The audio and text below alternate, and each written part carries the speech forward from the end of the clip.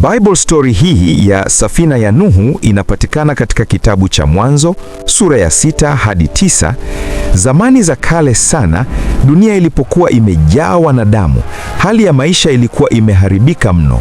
Watu walikuwa wameacha kabisa njia za haki, wakajawa na uovu, dhuluma na mawazo mabaya kila siku. Maandiko matakatifu yanaeleza wazi kuwa mioyo ya wanadamu ilikuwa imeelekezwa katika uovu wakati wote. Hali hii ilimhuzunisha sana Mungu. Akaona kuwa dunia imejaa maovu kupita kiasi. Hata akajuta kwa nini aliwaumba wanadamu juu ya uso wa nchi. Lakini katikati ya uovu huo wote, alikuwepo mtu mmoja aliyekuwa tofauti. Jina lake aliitwa Nuhu. Nuhu, mtu mwenye haki. Nuhu alikuwa mtu mwenye haki, mnyofu na aliyemcha Mungu kwa moyo wake wote. Aliishi kwa kumpendeza Mungu katika kila jambo alilofanya.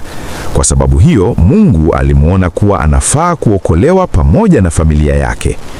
Mungu akasema na Nuhu, "Mwisho wa wanadamu wote umekuja mbele zangu, kwa maana dunia imejaa dhuluma, nami nitaangamiza vyote kwa gharika ya maji." Hata hivyo, Mungu alimpa Nuhu neema na njia ya wokovu. Akamwagiza akisema, "Jitengenezee safina." Maagizo ya ujenzi wa safina. Mungu alimpa Nuhu maagizo ya kina na ya wazi kuhusu safina. Itengenezwe kwa miti imara, iwe na vyumba ndani yake, ipake lami ndani na nje, iwe na vipimo maalum vya urefu, upana na kimo, iwe na dirisha juu na mlango upande mmoja. Safina hiyo haikuwa chombo cha kawaida, bali ilikuwa kubwa mno, yenye uwezo wa kuhifadhi uhai wa viumbe wengi. Nuhu hakusita wala hakubishana na Mungu. Maandiko yanasema, Nuhu akafanya sawa sawa na yote aliyomwamuru Mungu. Uvumilivu na imani ya Nuhu.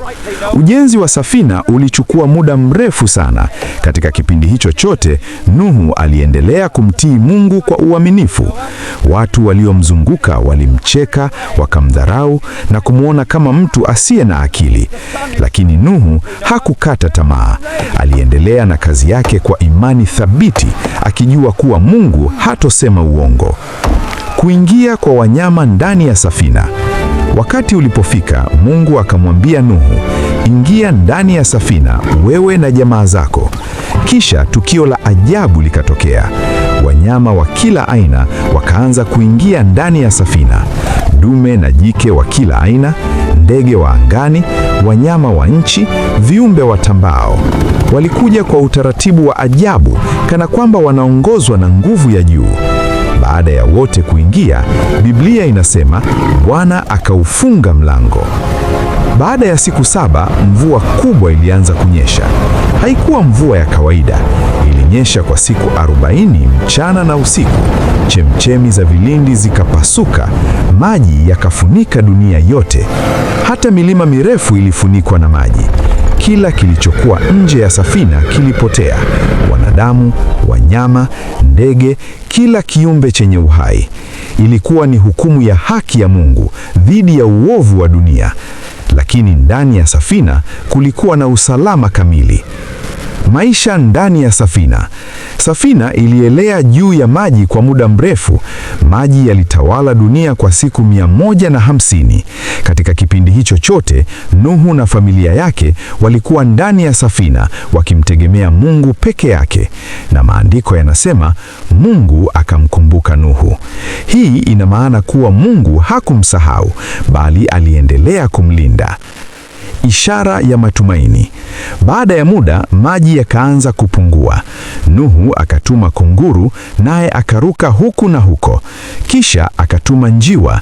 Mara ya kwanza njiwa hakupata sehemu ya kutua, akarudi. Mara ya pili akarudi. Safari hii njiwa alirudi akiwa ameshika jani la mzeituni mdomoni. Hii ilikuwa ishara yenye nguvu sana. Ilimaanisha kuwa dunia bado ilikuwa imefunikwa na maji. Lakini Nuhu hakukata tamaa. Baada ya siku 7 akamtuma tena njiwa. Safari hii njiwa hakurudi tena. Hapo Nuhu akatambua wazi kuwa dunia imeanza kuwa salama na maisha mapya yanaanza nje ya safina. Hii ilikuwa ni hatua ya mwisho ya kusubiri. Sasa ulikuwa ni wakati wa kutoka. Kutoka ndani ya safina, mwanzo mpya. Baada ya uthibitisho wote huo, Mungu mwenyewe akasema na Nuhu, toka ndani ya safina, wewe na mke wako, wanao na wake za wanao. Hii ilikuwa amri ya Mungu na pia ilikuwa tangazo la mwanzo mpya. Nuhu hakutoka kwa haraka kabla ya Mungu kusema. Alingoja sauti ya Mungu, na aliposema alitoka kwa utii. Nuhu pamoja na familia yake na viumbe vyote waliokuwa ndani ya safina wakatoka nje. Fikiria tukio hilo. Baada ya muda mrefu ndani ya safina, sasa wanakanyaga nchi kavu, wanapumzia hewa mpya, wanatazama dunia iliyobadilika kabisa. Ilikuwa ni dunia mpya kabisa iliyotakaswa na maji. Huu ilikuwa ni mwanzo wa kizazi kipya cha wanadamu na viumbe. Sadaka na shukrani. Moyo wa Nuhu. Jambo la kwanza ambalo Nuhu alilifanya halikuwa kujenga makazi wala kutafuta chakula. Alianza na Mungu. Nuhu alimjengea Mungu madhabahu, akatoa sadaka ya shukrani. Hii inaonyesha moyo wake ulikuwa wa kumkumbuka Mungu kwanza, wa kuthamini wokovu alioupokea, wa kumheshimu Mungu kwa kila jambo. Sadaka hiyo haikuwa ya kawaida, ilikuwa ishara ya shukrani, heshima na kujitoa kwa Mungu. Na Mungu akaipokea sadaka hiyo. Maandiko yanaeleza kuwa Mungu alipendezwa nayo na akasema moyoni mwake, sitailaani tena nchi kwa sababu ya mwanadamu. Hapa tunaona rehema ya Mungu. Licha ya udhaifu wa mwanadamu, Mungu alichagua kuonyesha neema. Agano la Mungu, ahadi ya milele. Baada ya hayo, Mungu akaweka agano na Nuhu, familia yake na viumbe vyote vilivyo hai. Agano hili lilikuwa ahadi ya dumu, kwamba hataiangamiza tena dunia kwa gharika, kwamba uhai utaendelea kizazi hadi kizazi, kwamba dunia itaendelea kuwa na mpangilio wa majira ya msimu, wa kupanda na kuvuna, baridi na joto, mchana na usiku havitaacha. Ili kuthibitisha agano hilo, Mungu akaweka ishara maalumu. Ishara ya agano hilo ilikuwa ni upinde wa mvua. Mungu akasema, nitakapouona upinde mawinguni, nitakumbuka agano langu. Upinde wa mvua tu uzuri wa asili, bali ulikuwa ni ishara ya rehema ya Mungu, kumbukumbu ya ahadi yake, uthibitisho wa uaminifu wake. Mafundisho ya kina ya hadithi hii. Hadithi hii ina mafundisho mazito sana kwa maisha ya mwanadamu. Kwanza, Mungu anachukua dhambi lakini anapenda rehema.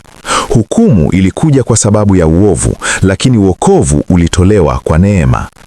Pili, utii kamili huleta wokovu. Nuhu hakuchagua maigizo, alitekeleza yote. Tatu, subra ni muhimu katika maisha ya imani. Nuhu alisubiri kwa muda mrefu bila kukata tamaa. Nne, Mungu hakusahau watu wake. Hata katikati ya maji mengi, Mungu alimkumbuka Nuhu. Tano, mwanzo mpya unawezekana. Baada ya uharibifu mkubwa, Mungu alianzisha maisha mapya. Hitimisho lenye nguvu. Simulizi ya safina ya Nuhu si hadithi ya kale tu, ni ujumbe hai kwa kizazi cha leo. Inatukumbusha kwamba dunia inaweza kubadilika, lakini Mungu habadiliki. Dhambi ina matokeo, lakini rehema ya Mungu ipo. Wokovu upo kwa wale wanaomsikiliza Mungu. Swali la kujiuliza ni hili: je, sisi tunaishi kama Nuhu? Je, tunamsikiliza Mungu hata wakati wengine wanatucheka? Je, tuko tayari kwa mwanzo mpya ambao Mungu anatupatia? Kwa maana kama ilivyokuwa katika siku za Nuhu, ndivyo ilivyo hata leo. Asante kwa kutazama Siri za Ufalme TV. Tafadhali subscribe na share. Mungu akubariki.